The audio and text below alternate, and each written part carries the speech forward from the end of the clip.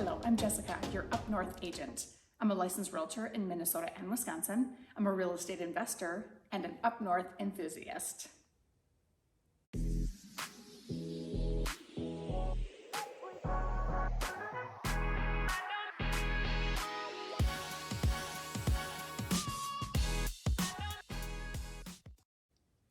The question for today is, am I paying too much for my next piece of property?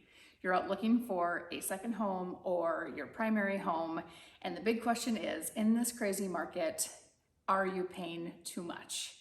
There are a couple different factors that we have to consider when answering that question.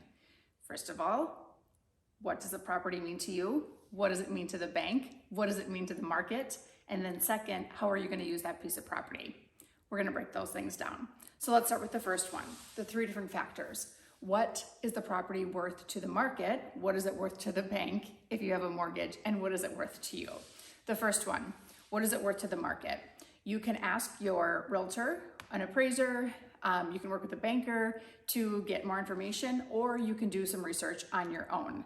What I do when I'm looking at a piece of property is I look at a lot of things. I take a look at all the .coms and I compare it against similar properties. I take the square footage of similar properties and break it down on how much per square foot another piece of like property is, and then take a look at the property that I'm potentially going to buy and do a comparison. You can do that within your market. That's going to be really important because location is going to be a critical piece on how much a piece of property is worth, or if it's located on water or in a very sought after town, so on and so forth. So that's one piece, that's just your square footage piece. You can also take a look at what taxes or tax assessors say that your property is worth, but that's only one piece of the puzzle. You can look at the evaluators that are online that can help you, another piece of the puzzle. So you already have 3-4 things now that you can take a look at. The comparables are going to be your best bet to see what else is selling in that like market.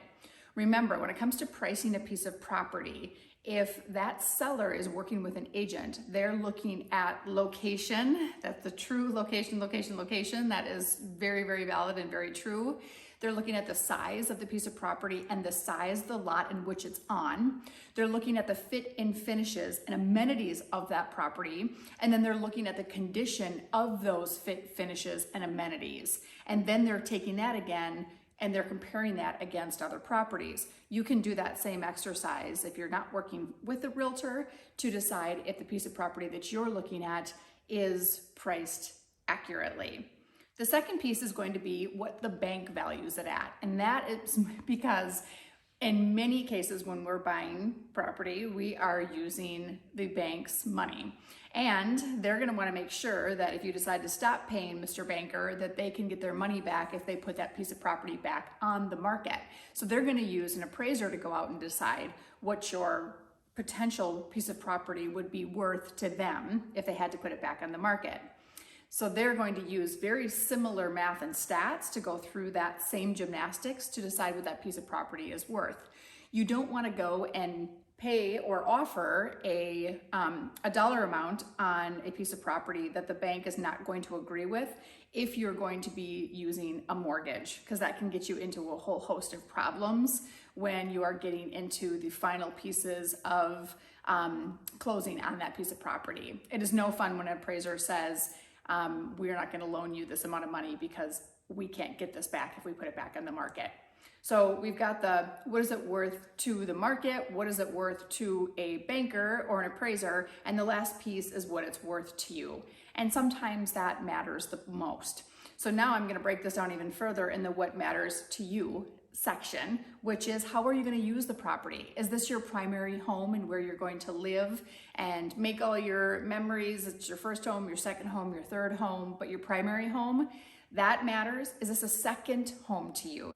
Is this going to be a second home for you? Is this going to be in a cabin, for example, or a lake home where you're going to be using this as your occasional home and not your primary piece of property? That might make a difference to you knowing that you have all of the obligation and bills to pay with that primary property. So it might make a difference there. And the third one is going to be, is this an investment piece of property? If it's an investment piece of property, then the value or how much you're going to pay for it is going to be different. And you may decide that you will overpay and you don't care what the bank thinks or what the market thinks because you have done your research to find that it's still going to be a money-making, profitable purchase for you, right? So if it's a primary home and you have decided that it works into your budget and you absolutely love the place and it's the place that you're wanting to make memories, that matters, right? That might matter more than what the market says it's worth or what a banker says it's worth if you have the means.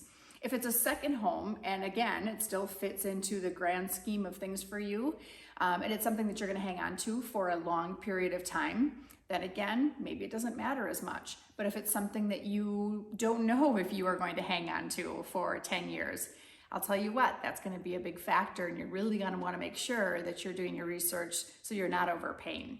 However, historically, data shows from one decade to the next decade to the next decade, even through the Great Recession, that property values are still going up significantly. In a personal story, the first second home that I bought for used lake property, when we bought it, my father, who is really intelligent when it comes to real estate, said, you are at the peak of the market and you'll never get back what you're paying for it. And sure enough, just after a couple of years, we had plenty of equity in the property. We did make money on the other end, and I know the owners, and they have a lot of equity from when they bought the property from us. So if you look at historical data, each decade, property goes up and up and up. So not need to be worried if this is a second home for you or a cabin or lake property. It is probably going to go up, but you're going to want to consider it a little bit differently if you're in it for the short term. The last one, again, if it's an investment piece of property, then you want to be doing cap rate. And you want to be looking at what percentage that you want to be making back on the piece of property.